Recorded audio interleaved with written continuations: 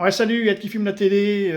Aujourd'hui, on est vendredi 8 octobre 2021, donc c'est Shabbat, hein, jour de Shabbat. Donc bon Shabbat à toutes et à tous. Salut tout le monde. Et donc là, ouais, j'avais déjà une première partie avec Zemmour sur son discours parce que je voulais en entier. Mais là, on va venir sur le plus intéressant du vendredi, jour de Shabbat. Mes propos ne sont rien par rapport à la violence de ce qu'on permet. Est-ce que vous vous rendez compte qu'on va permettre de demander des transitions de genre à des enfants? Est-ce que vous savez ce que c'est que ces transitions de genre? Est-ce que vous savez qu'on leur donne des cachets pour arrêter leur puberté? Est-ce que vous savez qu'on fait des vasectomies? Est-ce que vous savez qu'on fait des ablations de pénis? C'est ça que veut M. Blanquer qu'il le dise. Mais qu'ils ne viennent pas me reprocher de l'avoir traité comme je l'ai traité.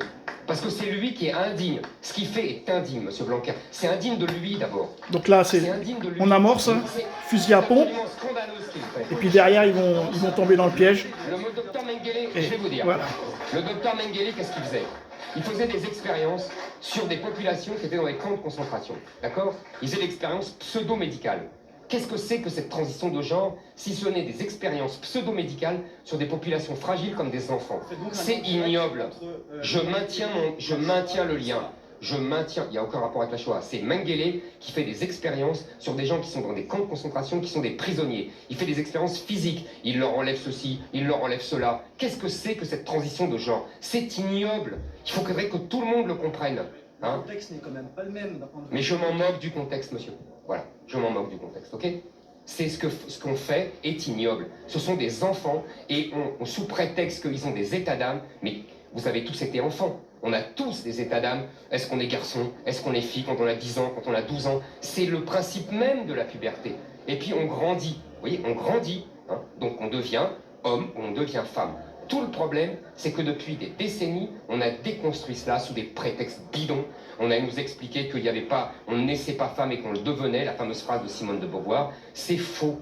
On devient femme parce qu'on est femme. Et on devient homme parce qu'on est homme. Mais le problème avec Emmanuel Macron, c'est qu'il pense qu'on n'est pas forcément un homme pour être père. Il l'a dit lui-même.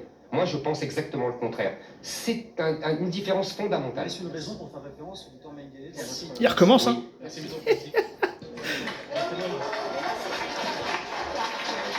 Voilà pour le propos, les explications. Bon, voilà. Bon, bah, moi, quand Zemmour il parle, j'ai plus rien à dire. Je vais même pas faire de live, quoi, parce que moi, j'ai rien à dire. Il suffit de l'écouter. Ils disent que tout le monde a envie d'entendre. Voilà, on peut, c'est pas qu'on révise l'histoire, mais enfin, bon, il y a un moment donné, il faut parler de la vraie histoire de France, c'est pas l'histoire fantasmée, voilà, quoi. Donc lui, il le dit. Franchement, moi, j'ai rien à dire, quoi. Je l'écoute et je me dis, bon, ça va pas aller, parce que ça, c'est le discours d'une certaine catégorie de gens. Et c'est la première fois qu'on entend ça dans les médias. Il se fait taper dessus par tout le monde. Enfin, je veux dire, on le traite de choses...